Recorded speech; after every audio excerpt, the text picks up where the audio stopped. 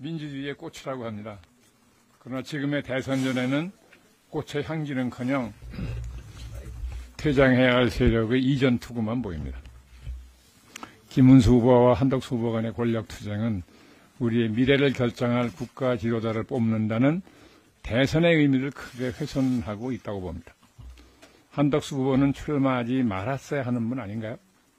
파면당한 대통령의 정부에서 국무총리를 지낸 분이 출마한다는 발상 자체가 이게 국민적 상식에 부합하는 일인지 어떻게 보면 좀 파렴치하게 보이는 일 아닌가요? 출마하려고 했다면 대행에서 일찍 사퇴하고 국민의힘 경선에 참여했어야 합니다. 뒤늦게 출마하고 싶었다면 죄송합니다.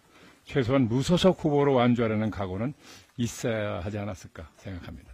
그런데 한덕수 후보는 아무것도 하지 않았죠. 그렇기에 출마 자체가 불법 계엄 세력의 정략의 산물이라는 국민들의 의심을 받게 되는 것이라고 생각합니다. 김문수 후보와 한덕수 후보는 계엄 정권의 국무총리와 장관을 지냈으니 국민 입장에서 볼 때는 50부 100부라고 생각합니다. 돌이켜보면 윤석열 정권 3년간 국민의힘 당대표는 비대위원장과 권한대행을 포함하면 12번이나 바뀌었고 이준석과 한동훈처럼 한때 인기가 높았던 당대표도 대통령 마음에 들지 않으면 비장하게 버려졌습니다. 정당 민주주의를 그토록 우습게 여기던 분들이니까 국민이 피 흘려 쟁취한 대한민국 민주주의로 계엄으로 훼손하려 했던 것입니다. 그들은 마땅히 퇴출되어야 합니다. 대한민국은 민주공화국입니다. 헌법 제1조에 명시된 엄숙한 내용입니다. 2025년 대한민국의 대선이 그저 헌법 제1조의 내용을 재확인하는 수준에서 치러져서는 안 됩니다.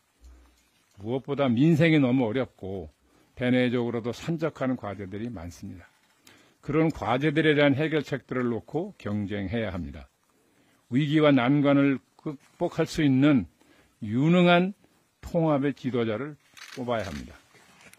그래야 선거가 민주주의의 꽃이 되는 것입니다. 국가의 발전을 기약할 수 있습니다. 이번 선거에서 민주당은 퇴행의 세력을 심판하는 동시에 미래에 대한 비전도 제시해야 합니다. 비전과 가치를 공유하는 이들을 늘려나가는 선거를 위해서 최선을 다하겠습니다. 대한민국 국민들에게 민주주의의 꽃을 다시 돌려드리겠다는 엄숙한 약속을 드립니다. 감사합니다. 예, 감사합니다. 다음으로 박찬대 총괄 상임선대위원장의 발언이 있겠습니다. 조희대의 사법 쿠데타를 국민께서 막아주셨습니다. 법원이 이재명 후보의 재판 일정을 대선 이후로 연기한 것은 너무나 당연한 결정입니다. 불의한 사법 권력은 결코 국민을 이길 수 없다는 진리를 증명해 주신 위대한 국민께 경의를 표합니다. 하지만 끝난 것이 아닙니다.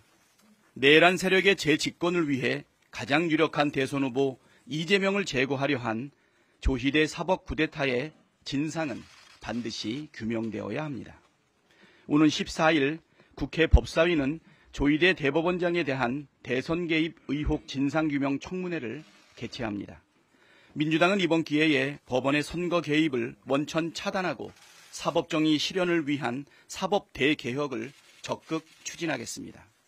제2의 조희대, 제2의 쥐기현과 같은 정치 판사들을 방지하는 법과 제도를 단단히 준비하겠습니다. 법원 내부망에는 조희대 대법원장의 사퇴를 촉구하는 현직 판사들의 성토가 빗발치고 있다고 합니다. 조희대 대법원장은 더 늦기 전에 스스로 물러나야 합니다. 그것이 사법부의 명예를 지키는 길이며 양심적인 법관들의 신뢰를 회복하는 최소한의 도리일 것입니다. 대법원에 이어 중앙선거관리위원회도 수상합니다.